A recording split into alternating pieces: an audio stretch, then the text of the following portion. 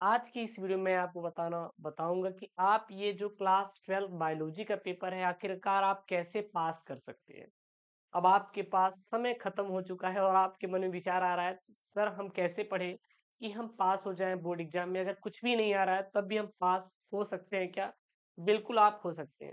सबसे पहला चीज आपको याद रखना है कि जितना ज्यादा आप पॉजिटिव अप्रोच रखेंगे उतना ही अच्छा आप नंबर अपने बोर्ड परीक्षा में स्कोर करेंगे। तो जो ये आपका बायोलॉजी का पेपर है ना, जीव विज्ञान का जो पेपर है, इसमें आप देखेंगे तो 70 नंबर का पूर्णांक रहेगा। सबसे पहले आप जानिए कि अगर ये 70 नंबर का पूर्णांक है तो सर क्या ये 70 नंबर का पूर्णांक है तो क्या 70 नंबर का पेपर में आएगा? तो कभी भी ये 70 नंबर का पेपर में नहीं आता। तो सर ये पूरा पूरा पेपर क्या 70 नंबर का रहता है? नहीं। तो कितने नंबर का रहता है सर? यहाँ तो 70 नंबर लिखा है। कभी भी 70 नंबर का नहीं रहता। तो कितने नंबर का होता है? सर पेपर 100 नंबर का होता है। 100 अंकों का होता है। अभी मैं आपको प्रूफ भी बताऊंगा। अब सर कैसे? क्योंकि कुछ प्रश्न आपके अथवा में होते हैं। क्या होते हैं? अथवा में होते हैं। तो क्या आप उसे ऐड नहीं करेंगे क्या? उसे ऐड करेंगे कि नहीं? आप एक प्रश्न मत सोचिए, आप 2 प्रश्नों को सोचिए कि एक नहीं आ रहा है तो हम दूसरा कर सकते हैं। आपके पास क्या है? विकल्प है। क्या है आपके पास? विकल्प है। जब आपके पास विकल्प है तो जाहिर-सी बात है आप क्या हो सकते हैं? पास हो सकते हैं। अब ये 70 में से नहीं बल्कि आपको 100 नंबर में से क्या करना है? टारगेट करना है। क्या करना है? टारगेट करना है। एक सही अप्रोच यही होता है जो मैं यहाँ पर आपको बता रहा हूँ। अब ये सर 100 नंबर में हमें कितना चाहिए? तो हमें पास होने के लिए केवल 23 अंकों की जरूरत पड़ेगी। कितने नंबर की जरूरत पड़ेगी? केवल केवल 23 नंबर की जरूरत पड़ेगी। अब आपको ये 100 में 23 चाहिए, हमें 100 में 23 चाहिए। क्या आप सोचिए, अगर आपने परीक्षा के 5 दिन पहले भी पढ़ाई किया है, थोड़ा बहुत भी पढ़ाई किया है, तो ये जो 23 नंबर है ना, आप गेन कर सकते हो। ये आपका गेन हो जाएगा। कैसे? मैं आपको बताने वाला हूँ। कुछ ऐसे प्रश्नों को भी बताऊँगा जो कि आपका फिक्स होता है, पेपर में आएगा ही आएगा और आप पास हो जाएँगे। ठीक है ना? आपको टेंशन नहीं लेना है। अब देखिएगा मैं यहाँ पे कैलकुलेट करूँगा प्रश्न। जैसे मान लीजिए आपका केमिस्ट्री का जीव विज्ञान का पेपर है। इसमें जो प्रश्नों की संख्या है, कुल मिला के है आपका कितना? 12 प्रश्न हैं। ऑब्जेक्टिव को छोड़कर 12 प्रश्न हैं। कोई प्रश्न 2 नंबर का है तो कोई 3 नंबर का, कोई आपका 5 नंबर का प्रश्न है। ठीक है ना? अब हम अगर 12 प्रश्न देख रहे हैं तो इसमें से 12 में से अगर सभी में आप 2-2 भी अंक पाते हैं तो 12 दूना कितना हो जाएगा आपका? 24 नंबर। पास कितना चाहिए आपका? 23 नंबर चाहिए। कितना चाहिए? 23 नंबर। लेकिन आप पा कितना रहे हैं? हर एक प्रश्न में 2 हर एक प्रश्न में 2 नंबर भी पाएँगे, तो आप 24 नंबर आप 12 प्रश्न करेंगे तो सॉल्व हो कर लेंगे, पा जाएँगे। क्योंकि आपके 12 में से कोई प्रश्न 2 नंबर का रहेगा, कोई 3 नंबर का रहेगा, तो कोई आपका 5 नंबर का रहेगा। इस प्रकार से रहेगा 12 प्रश्न और हर एक प्रश्न में 5 में अगर 2 नंबर पा रहे हैं, 3 वाला भी 2 नंबर पा रहे हैं गिरी हुई हालत में, तो आपके पास 24 नंबर आ जाएगा और क्या आप हो सकते हैं? पास हो सकते हैं। सबसे तगड़ा वाला अप्रोच बता रहा हूँ, वीडियो पर आपको ऐसा जो वीडियो है आपको कहीं नहीं मिलेगा। जो मैं यहाँ पे आपको अप्रोच बता रहा हूँ, बस इसे ही अप्लाई करिएगा। आप क्या जीव विज्ञान में क्या हो जाएँगे? पास हो जाएँगे। सबसे पहले हम बात करेंगे बहुविकल्पी का। क्या रहेगा? बहुविकल्पी। तो बहुविकल्पी यार हो जाता है। आप अगर मतलब करके भी नहीं आएँगे ना, मतलब अगर पढ़ के भी नहीं गए हैं, तो हो जाता है आप पेपर में वो कहीं न कहीं से मिल जाता है इसका आंसर और आप कर भी लेते हैं। बहुविकल्पी अगर आपका 5 नंबर का है, कितने नंबर का है? 5 नंबर का है। 5 नंबर का है, तो गिरी हुई हालत में 2 नंबर आप यहाँ से स्कोर कर डालोगे। कोई दिक्कत आपको नहीं मिलेगा।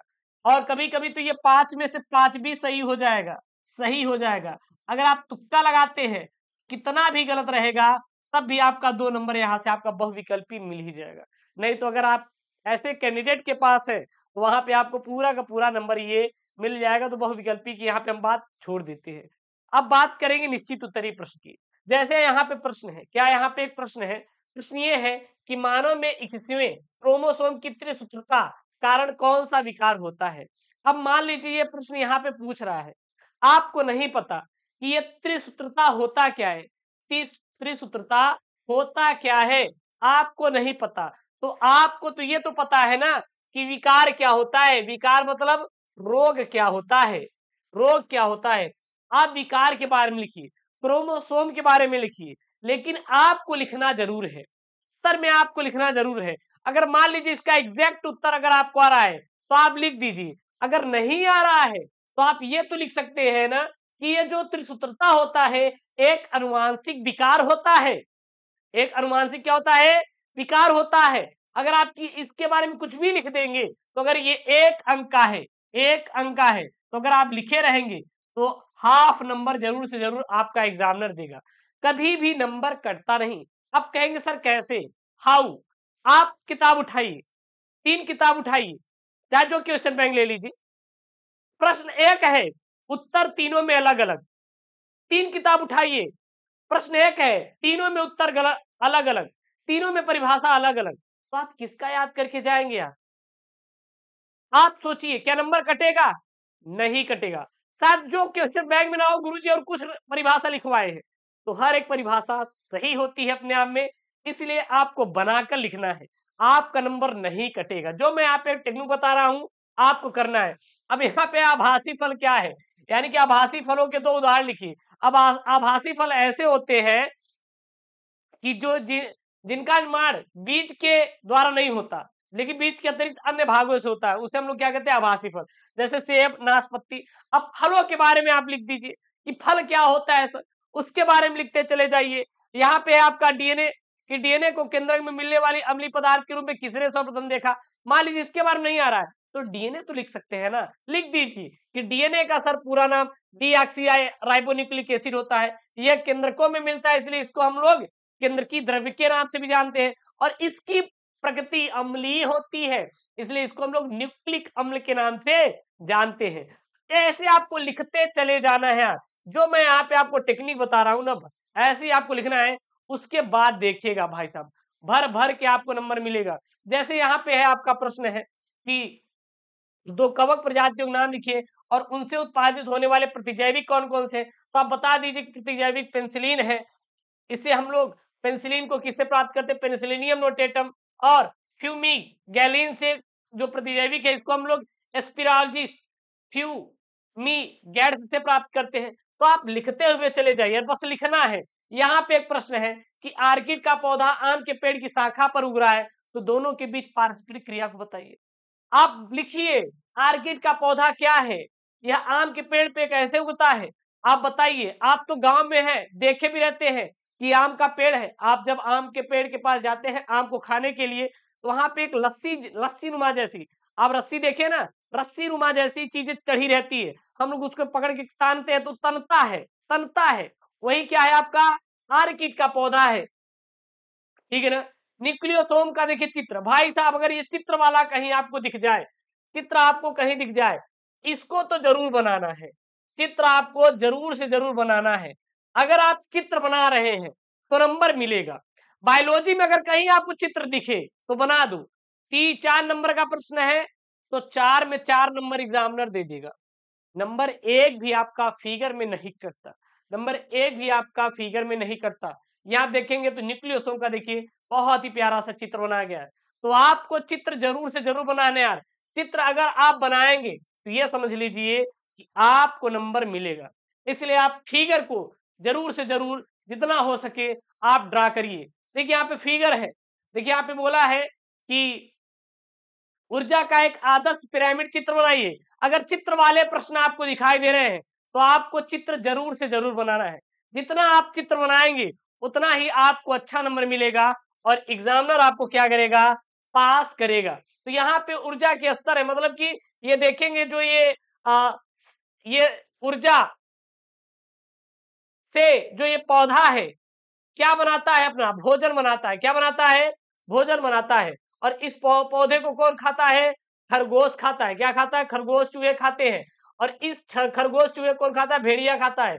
और भेड़ियों कौन खाता है, शेर खाता है। ये भुट्टा है, भुट्टा भी तो सूर्य से ही अपना भोजन बनाएगा। हाँ, अब इसको टिड्डे खाते हैं, टिड्डे को मेढक खाता है, मेढक को सर्प खाता है, सर्प को बाज खाता है। इस प्रकार से आपको क्या बनाना है, फिगर बनाना है, आपको चित्र बनाना है। जितना ही ज्यादा आपके चित्र बनाएंगे भाई उतना ही आपको अच्छा नंबर मिलेगा। यहाँ पे देखिए लघु बीजाणु धान का चित्र बनाइए। अब लघु बीजाणु धान का आप जब चित्र बनाएंगे तो आपको क्या मिलेगा, नंबर मिलेगा।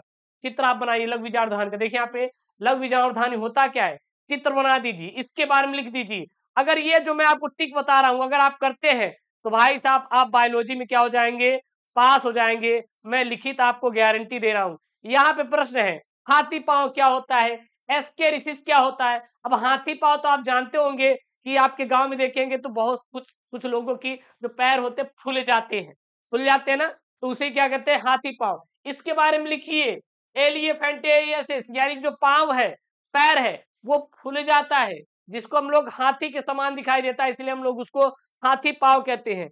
आप लिखिए कैसे होता है, मतलब छोड़ना नहीं यार, प्रश्नों को आपको करना है। जैसे यहाँ पे बोल रहा है कि पॉलीमेरेज श्रृंखला की अभिक्रिया बनाई है वो भी चित्र के द्वारा, तो इसका फिगर बनाना क्या है क्या नहीं है। अंडजनन क्या होता है, किसे कहते हैं अंडजनन, इसको आपको विस्तार पूर्वक लिखना है, बढ़िया बकायदे अच्छे तरीके। देखिए आपको भर भर के भाई नंबर मिलेगा। परजीवी जंतु क्या है, आप इसके बारे में लिखिए, इसके लाभ क्या है, ब्रीड क्या है, इसका अंग क्या होता है। फिर विस्तृत उत्तरी प्रश्न, भाई साहब ये तो इंपॉर्टेंट वाले हैं यार। मनुष्य के नर जनन तंत्र और मादा जनन तंत्र दोनों में से कोई एक आपका 100% गारंटी के साथ आएगा। इसको तो आप जरूर से जरूर रट लीजिए कि मनुष्य में नर जनन तंत्र का वर्णन कीजिए, मादा जनन तंत्र का वर्णन कीजिए। ये तो आपके भर भर के एग्जाम में प्रश्न बनते हैं। ये सब मोस्ट इंपॉर्टेंट वाले टॉपिक है। ये अगर रटे रहेंगे, इनका आप चित्र बनाकर आएंगे तो एग्जामिनर आपको 5 नंबर देगा। 5 में 5, जरा सोचिए, 5 नंबर 4 में लहा लिए तो आपका 20 नंबर ऐसे हो गया, गिरी हुई हालत में 3 नंबर, तो 23 नंबर आपका पास मार्क का बायोलॉजी में हो जाएगा। बायोलॉजी में पास हो जाओगे। बायोलॉजी में डरने की जरूरत नहीं है, बहुत ज्यादा घबराने की जरूरत नहीं है। बायोलॉजी में आप पास हो सकते हैं अगर जो मैं आप तरीका आपको बता रहा हूं अगर अपनाते हैं। तो न्यूक्लिक अम्ल क्या होता है, वाटसन एवं क्रिक द्वारा प्रस्तावित प्रस्तावित डीएनए अणु की द्विकुंडली संरचना चित्र बनाइए। हाँ, पारिस्थितिक अनुक्रम क्या है, वायु प्रदूषण क्या है। अब वायु प्रदूषण के बारे में आप नहीं जानते, लिख सकते हैं कि भाई साहब जो धुआं है, औद्योगिक क्षेत्र है, इससे वायु प्रदूषित होता है, जिसे हम लोग वायु प्रदूषण कहते हैं। बस ऐसे ही लिखना है और आपको कुछ नहीं करना है। और जो मैं यहाँ पे अगर तरीका बताया हूं, अगर ये आप ट्रिक लगा कर आते हैं तो भाई साहब आप बायोलॉजी में क्या हो जाओगे, गारंटी के साथ पास हो जाओगे। एक भी आपको प्रश्न को नहीं छोड़ना है, मतलब लिखना है उसके बारे में, कुछ भी बना के लिखना है, लेकिन लिखना जरूर है। साथ ही साथ सफाई पर विशेष तौर पर ध्यान देना है। जितना ज्यादा आप सफाई रखेंगे उतना ही ज्यादा आपको अच्छा नंबर मिलेगा, इसकी मैं आपको गारंटी दे रहा हूँ। और ऐसी वीडियो चाहिए तो प्लीज यार वीडियो को लाइक करिए, चैनल को सब्सक्राइब करके शेयर कर दीजिए। मिलते हैं नेक्स्ट वीडियो में। ओके दोस्तों, थैंक यू, जय हिंद, टेक केयर, बाय बाय।